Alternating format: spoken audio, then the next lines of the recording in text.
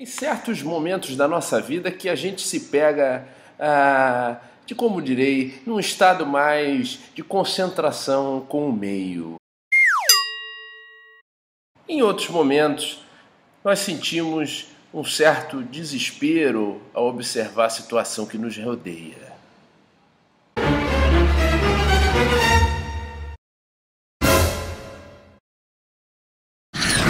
Luta e fuga, sistema nervoso periférico, envio de informações e sinalizações centrais, respostas ao meio, acetilcolina, adrenalina. Eu sou o professor Pedro, esse é o Conexão em Ciência de hoje.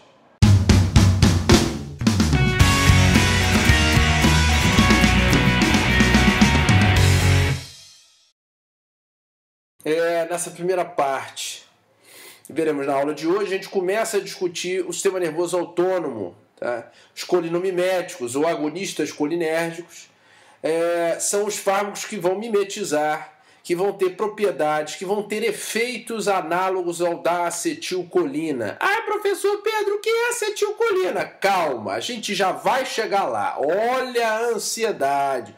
Controle a sua sede de conhecimento, meu nobre aluno. Calma. Vamos conversar primeiro, caracterizando rapidamente, de uma forma bem breve, os parâmetros importantes do sistema nervoso autônomo, né? Sistema nervoso periférico como um todo. Muito bem, então, já que a gente está falando de neurotransmissão, a gente vai começar a ver a transmissão química entre as células nervosas, tá? Então essa transmissão química é feita conjuntamente com uma transmissão elétrica, tá? Em que eu tenho a liberação de substâncias transmissoras, que pra gente, intimamente falando, serão os neurotransmissores, tá? Então aqueles que atravessam a membrana, atravessam a membrana do axônio por difusão, interagem com receptores, possivelmente, na membrana do neurônio pós essa liberação, tá? Pós a sinapse, que a gente vai, como pode acompanhar nesse videozinho aqui, após a sinapse eu tenho a interação com receptores no neurônio pós-sinapse, já vamos entrar em detalhes sobre isso, e aí eu tenho a interação dessa substância, desse neurotransmissor liberado com o receptor ao qual ele vai interagir. Tá? Lembrando que a grande maioria dos fármacos, como a gente viu na aula passada, vai interagir com um subtipo, na grande maioria dos casos, de receptor. Muito bem, e dentro dessa interação dos neurotransmissores periféricos, o que a gente vai focar principalmente é na caracterização fisiológica das emoções no aspecto luta e fuga. Tá? Trocando em miúdos, como o seu organismo reage durante, por exemplo, um processo de digestão e como o seu organismo reagiria num processo de luta, por exemplo, tá? Ou num processo de exercício físico, por exemplo. Então, o que separa esses dois processos? Quem estudou isso a fundo foi um fisiologista muito conhecido, tá? No meio, que foi o Walter Cannon, que ele estudou o equilíbrio corporal, exatamente esse equilíbrio. Como é que surgem essas ações? Como é que eu saio de uma situação de torpor para uma situação de luta e fuga? Ele denominou esse equilíbrio de homeostase, tá? Então foi o pioneiro no estudo fisiológico desse sistema luta e fuga, que nada mais é do que o sistema que a gente conhece como simpático adrenal, tá? Então, vamos lá. Seguindo aqui na lógica, o que é esse sistema? Como é que é feito esse sistema? Esse sistema nada mais é do que um equilíbrio. Tá? Como mostra a ilustração, nós temos um equilíbrio em que, em determinado momento, quando eu necessito de uma atividade predominantemente de luta ou de fuga, eu tenho um estímulo simpático, tá?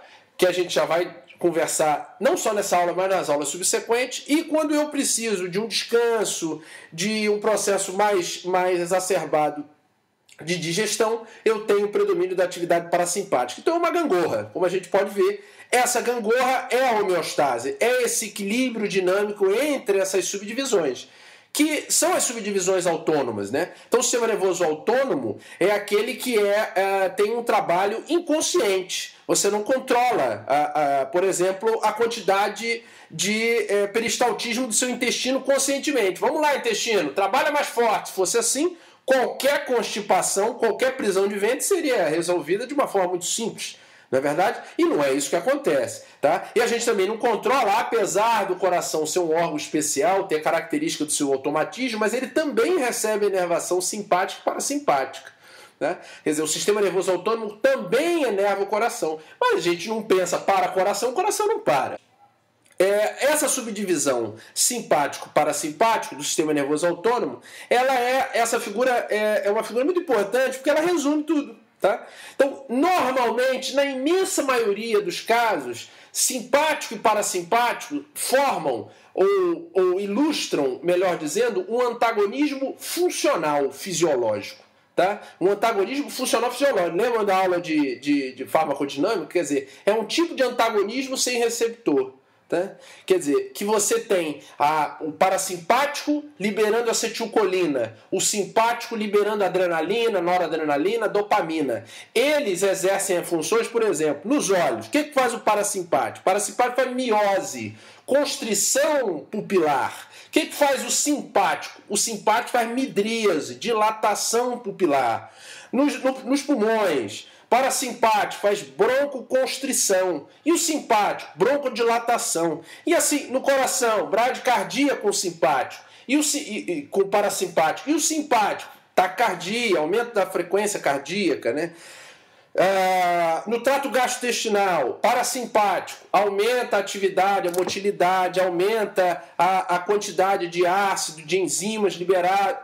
E o simpático diminui. Tá? Então, tudo isso é característica de um antagonismo funcional. Tá? Na grande maioria dos casos, vai ser caracterizado um antagonismo funcional. Muito bem. Há uma diferença não só então funcional, mas também anatômica e farmacológica. Tá? Então, os fármacos que atuam mimetizando a acetilcolina, como agonistas colinérgicos, que são os que a gente vê na aula de hoje, os colinomiméticos, mimetizam o efeito do sistema parasimpático. E os fármacos que mimetizam o efeito da acetilcolina, eles não vão estar relacionados com o efeito da adrenalina na subdivisão simpática. Tá? Anatomicamente falando, também existem diferenças. E diferenças que ficam claras. Por exemplo, não pode esquecer, o neurônio pré-ganglionar, toda a neurotransmissão pré-ganglionar é feita por acetilcolina.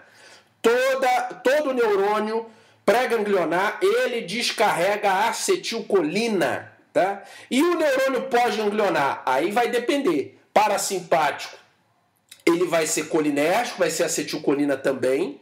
E o simpático, aí pode variar. Pode ser adrenalina, noradrenalina, dopamina e mesmo acetilcolina. Com uma exceção que eu já vou dizer. O que é o gânglio? O gânglio é uma região, como vocês veem na figura, é uma região em que há uma comunicação entre o que vem do sistema nervoso central e chega ao sistema nervoso periférico. Quer dizer, aquela mensagem, eu botei a mão na placa quente. Como é que eu tiro a mão? É um reflexo, tudo bem, medular, mas eu vou conscientizar a dor depois, central. Então, tudo isso é comunicação medula-córtex que vai receber informação e mandar via eferente uma resposta. Qual vai ser a resposta? Aí a gente vai saber. Onde é que é a comunicação dessa resposta? Dentro do gânglio. No caso, o gânglio autônomo, tá? Ou autonômico. O neurônio pré-ganglionar é colinérgico, tá? Todo neurônio pré-ganglionar é colinérgico. Nicotínico, a gente já vai conversar sobre isso também. E outra diferença é que os neurônios pré-ganglionares, uma diferença anatômica também, os neurônios pré-ganglionares simpáticos, eles são curtos, pré-ganglionares, e os pós-ganglionares longos.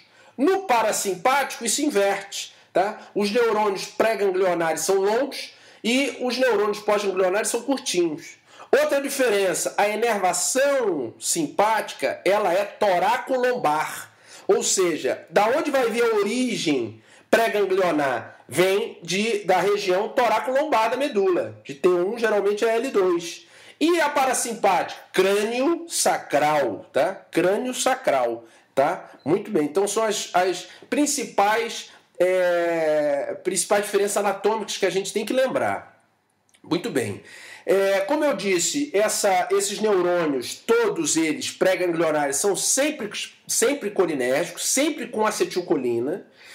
Qual é o receptor? O receptor acetilcolina tem 2 subtipos de receptores. Receptores nicotínicos de nicotina, tá? Porque a nicotina é o agonista natural desses receptores, e assim eles foram descobertos. E os muscarínicos, que vêm da muscarina. Tá? Os nicotínicos são canais iônicos de sódio, e os muscarínicos são receptores acoplados à proteína G. Tá? Então, todo receptor pré-ganglionar, todo neurônio pré-ganglionar libera acetilcolina para os receptores dentro do gânglio que são nicotínicos. Nicotínicos neuronais, os famosos duplo N, NN, de nariz, né? Tá? Então, NN são receptores nicotínicos ganglionares, ok? E NM são receptores nicotínicos na junção neuromuscular. Lembrando que a acetilcolina é importante para a contração muscular esquelética. A junção neuromuscular, eu tenho a liberação de acetilcolina, vai interagir com os receptores colinérgicos no músculo. Quando há interação com esses receptores nicotínicos no músculo, tem a abertura do canal iônico, passagem de sódio para a célula muscular, a célula se despolariza, entra cálcio na célula e aí produz a contração muscular esquelética, certo? Tem novidade nenhuma. Então, o parasimpático, vamos à subdivisão parasimpática. O gânglio do parasimpático vai ter receptor nicotínico, aquilo pré-ganglionar, e no pós-ganglionar sempre vai ser acetilcolina. O pós-ganglionar sempre vai ser acetilcolina, tá? Muscarínico, na grande maioria dos casos. Muito bem. E no simpático? A subdivisão simpática a gente vai ver em detalhes nas outras aulas subsequentes, mas ela pode ser noradrenalina e adrenalina, né, pós-ganglionar, ou dopamina pós-ganglionar, ou mesmo a única exceção ao caso, que são as glândulas sudoríparas. As glândulas sudoríparas, a inervação é da subdivisão simpática, mas o neurotransmissor liberado é a acetilcolina. E os receptores presentes nas glândulas sudoríparas são muscarínicos, colinérgicos. Tá? Então esse é o ponto importante a se lembrar. Muito bem. Da neurotransmissão colinérgica, o que é importante também a gente lembrar? Que a acetilcolina ela vai ser originária da acetilcoenzima A do ciclo da glicólise, né, da cadeia respiratória, quer dizer, então vem da glicólise mais a colina, tá? E ela vai ser originada pela colina acetiltransferase em acetilcolina. É armazenada dentro das vesículas para posterior liberação. Tá? No axônio, com fusão das vesículas com a membrana do axônio, quer dizer, com o final do neurônio, você tem a liberação de acetilcolina. Quem é que controla a concentração de acetilcolina na sinapse? Acetilcolinesterase. Acetilcolinesterase controla a quantidade de acetilcolina na sinapse. Não pode esquecer disso, ok? Não se pode esquecer desse detalhe. Acetilcolina tem a sua quantidade regulada na sinapse por ação da acetilcolinesterase. Muito bem. Uma vez que a acetilcolina é liberada, vai interagir com os receptores no neurônio pós-sináptico. Então aqui a gente tem uma sinapse colinérgica, um neurônio pré-sináptico que libera a acetilcolina da vesícula e um neurônio pré-sináptico e um neurônio pós-sináptico com esses receptores. Tá? Tanto nicotínico quanto muscarínico. Ok? Muscarínico tem 5 subtipos: M1, M2, M3, M4 e M5. M1, M3 e M5 quer dizer os ímpares, eles são excitatórios, tá? A proteína G é a proteína GQ, Q de estimulatória. Lembra disso na aula que a gente viu de receptores de proteína G. E os receptores pares, M2 e M4, eles são inibitórios. A proteína G é a proteína GI, ok? Nenhuma dúvida com relação a isso. Vamos lá. Das drogas colinérgicas, né, dos agonistas colinérgicos, o destaque primeiro são os alcaloides naturais. A muscarina, quem via Smurfs, Papai Smurf, Papai Smurf. Isso. Aqueles cogumelos, que é a Manita muscaria do desenho dos Smurfs, é uma das fontes naturais de muscarina, ok? Não só ele. Até por isso o chá de cogumelo, que apresenta muita concentração de muscarina, é um tipo de chá que pode, em grandes concentrações, obviamente, desempenhar efeitos tóxicos dos indivíduos que o ingerem, certo? Porque a muscarina vai exercer efeitos parasimpático-miméticos, vai exercer efeitos análogos da acetilcolina no organismo. E a nicotina, o outro alcaloide natural, tá ok? Que, não preciso dizer, está presente nos cigarros. Então, a nicotina vai interagir principalmente com os receptores nicotínicos, tá certo? Que são presentes nos gânglios e na junção neuromuscular esquelética, como a gente está vendo aqui. E a nicotina pode estimular gânglios e a junção neuromuscular. Quer dizer, então você pode ter efeitos os mais diversos possíveis, o que é um risco para a toxicidade, ok? E das drogas sintéticas, nós temos 3, tá? Que é o carbacol, ok? Carbacol, metacolina e o betanecol. Carbacol, metacolina e betanecol. Lembrando a vocês, a metacolina é uma substância que tem uma ação mais prolongada, tá? É mais resistente à ação da colinesterase, que é a acetilcolina, assim como o betanecol e o carbacol, tá? Porque eles já sofrem alteração na molécula para fazê-los serem mais resistentes, que é a acetilcolina, à ação da colinesterase. Todo agonista colinérgico pode induzir paralisia, todo agonista colinérgico pode induzir paralisia muscular, tá? Que tipo de paralisia muscular? Bloqueio despolarizante. Pensem, junção neuromuscular. O que acontece na junção neuromuscular? Ai, professor Pedro, eu não lembro. Não lembro, então volta o vídeo. Ou então vai ler o livro que você devia estar lendo também, não só vendo essa aula. Eu sei. Domingo, aquela coisa toda, né? Domingo de sol, é isso. Então, o que é a junção neuromuscular? É onde eu tenho a comunicação neurônio-músculo. É lá que eu vou ter a liberação de acetilcolina, tá? Com o músculo. A acetilcolina vai interagir com canais, com receptores nicotínicos do tipo NN no músculo, liberando, aumentando a atividade, gerando a atividade desses canais, aumentando a concentração de sódio dentro da célula. Bom, fisiologia. Sódio dentro da célula, potássio sai, potencial de ação. Potencial de ação que favorece a entrada de cálcio na célula muscular. E todo mundo sabe que para a interação da cabeça da miosina com o filamento de actina, tem que ter a presença de ATP e cálcio. Tô certo? Então, o excesso de estímulo agonista pela succinilcolina ou qualquer agonista colinérgico direto, tá?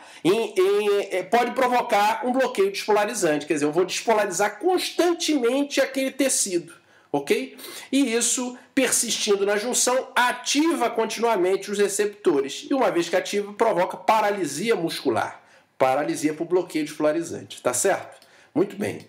E dentro dos agonistas de ação direta, a diferença de suscetibilidade, como eu já comentei, em relação à interação com a colinesterase, tá? A acetilcolina é o que tem maior suscetibilidade, tá? A metacolina já tem baixa susceptibilidade e o carbacol e o betanecol menor ainda, ou desprezível susceptibilidade à interação com a enzima colinesterase, ok? A metacolina, ela é muito mais seletiva a receptores muscarínicos 2 no coração, tá? Então, ela é usada, muito pouco usada clinicamente. Quando é usada, é apenas para confirmar diagnóstico da asma, porque provoca broncoconstrição, certo? O carbacol e o betanecol, eles são agentes, o carbacol é agente miótico, ou seja, o que é a miose? Miose é a contração da pupila. É importante no tratamento do glaucoma, tá? E o betanecol é um agente escolhido para promover a atividade gastrointestinal. Lembra que a acetilcolina, a inervação parasimpática, aumenta a atividade gastrointestinal, tá? Muito bem. Outros efeitos sistêmicos possíveis, efeitos geniturinários, agonistas muscarínicos, estimulam o músculo detrusor, tá? Então, aumenta a micção, aumenta o ato de micção, tá? Há estímulo nas glândulas sudoríparas, sebáceas e nasofaríngeas, tá? Sistema nervoso central, um papel importante da acetilcolina, não se pode esquecer. A acetilcolina tem papel importante na captação dos sinais externos, armazenamento dessa informação para posterior conservação dessa informação, ou seja, formação de memórias. É fundamental a presença de acetilcolina. E isso acontece, essa perda de neurônios, das sinapses, comunicação com neurônios colinérgicos na doença de Alzheimer. Tá? Então, agonistas indiretos colinérgicos vão ser úteis para tratar a doença de Alzheimer. A acetilcolina também tem papel importante na doença de Parkinson. Tá? Na doença de Parkinson, no aumento e caracterização do quadro clínico da doença de Parkinson. Tá, ok? Então, antagonista colinérgico é usado para tratar a doença de Parkinson, certo? Esse e outras funções que a gente já conversou. São os efeitos sistêmicos principais, ok? Dos efeitos adversos, doses altas de acetilcolina e seus análogos podem levar a uma crise colinérgica. Essa crise colinérgica é caracterizada por sudorese, cólicas abdominais, eructações, secreções salivar, secreções lacrimais, sudoríparas, convulsões centrais, paralisia respiratória, hipertensão e até arritmias. Tá ok? Vai depender, claro, da dosagem da droga, tá certo? Já vamos detalhar uma coisa importante em relação à crise colinérgica. Tá? Dos efeitos tóxicos, então, atribuíveis são esses, né? Aumentando o delírio, sonolência, sedação e chá de cogumelo. A gente vê aqui 2 tipos de cogumelos utilizados que podem provocar esse tipo de intoxicação. São cogumelos que têm rica concentração de muscarina, ok? Rica concentração de muscarina. Eles estimulam aminoácidos excitatórios e inibitórios. Então pode ocasionar irritabilidade, agitação, e quanto maior a dose, mais característico de alterações, delírio, sonolência, sedação, enfim. Ok? Então os efeitos tóxicos são os efeitos tóxicos graves no organismo, tá certo? Da utilização dessas drogas, elas têm pouca... em geral, os agonistas diretos, carbacol, betanecol e metacolina, têm baixa aplicação clínica nos dias atuais, tá legal? Dos agonistas de ação indireta, o que vale ressaltar? A fisostigmina, tá? Que é uma droga, um alcaloide natural. A fisostigmina, ela bloqueia a colinesterase. Essas drogas indiretas, por que elas são agonistas indiretos? Porque elas bloqueiam a acetilcolinesterase. Então, ele não vai interagir no receptor, ele vai inibir uma enzima, mostrando que uma droga nem sempre interage com o receptor para produzir o efeito. Esse é um exemplo clássico disso. Pergunta de prova, pode botar 4 P's aí, pergunta provável para a prova. Tá? Os inibidores de colinesterase inibem uma enzima e a partir do momento que há a inibição da enzima, a acetilcolina produzida de forma endógena pode interagir melhor com os receptores. Tá? O risco, claro, é de um evento tóxico. Tá? A fisostigmina... ela pode provocar um bloqueio, mas um bloqueio que não é também despolarizante, mas o risco é na fraqueza, não pode ser usado em qualquer fraqueza muscular. Por que não? O uso da fisostigmina em qualquer fraqueza muscular pode, dependendo da situação, se for por um excesso de efeito da acetilcolina, pode piorar essa fraqueza muscular. Tá certo? A fisostigmina, por exemplo, pode ser usada na miastenia graves. Tá? Mas não ser usada numa fraqueza muscular por excesso de efeito parasimpático, que é aquele bloqueio despolarizante que eu já comentei, tá certo? Existem 2 colinesterases, a gente vai focar principalmente na acetilcolinesterase. A butirilcolinesterase, também conhecida como pseudocolinesterase, é uma enzima presente no plasma e em alguns tecidos, tá certo? Mas a acetilcolinesterase é o nosso alvo principal. Dos inibidores da colinesterase, nós temos 3 grupos. Os inibidores de curtação, o hidrofônio é uma droga em destaque. Os inibidores de ação intermediária, que são os carbamatos, que a fisoxigmina é uma dessas drogas, e os de ação prolongada, que são os fosforados, são os mais perigosos, as substâncias mais perigosas hoje em dia, que são usadas como agentes na guerra do bioterrorismo, né? Qual é o grande risco dos organofosforados? Os organofosforados, as ligações, olha, os álcools quaternários como hidrofônio vão formar pontes de hidrogênio. Tá? Os carbamatos já formam ligações mais difíceis de serem revertidas, são as ligações covalentes. Mas os fosforados, a ligação covalente dos fosforados é mais estável e pode passar por um processo chamado de envelhecimento, que é muito rápido, tá? Que é uma quebra de ligação oxigênio-fósforo da enzima com o fosforado. Quando há esse envelhecimento, essa interação é irreversível. Novas enzimas têm que ser sintetizadas para que possa novamente controlar os níveis de acetilcolina na sinapse. Então, o grande risco dos fosforados é essa ligação do envelhecimento, tá? Essa ligação química formada que pode levar a problemas do excesso, a crise colinérgica, ao qual já me referi anteriormente. Muito bem. Dos efeitos sistêmicos, tá? Os principais efeitos no sistema nervoso central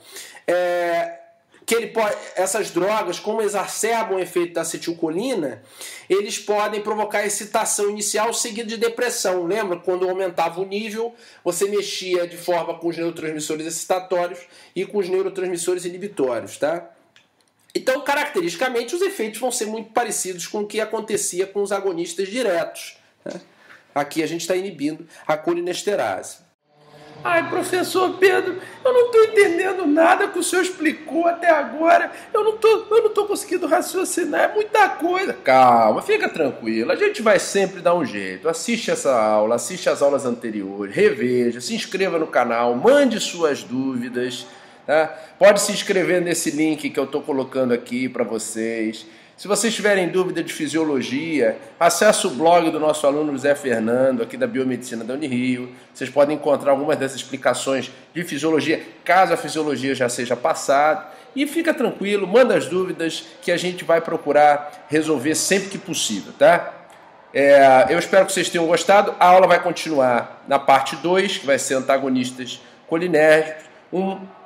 Beijo do magro, até a próxima, nos vemos, seus sugadores de conhecimento. Beijos, tchau.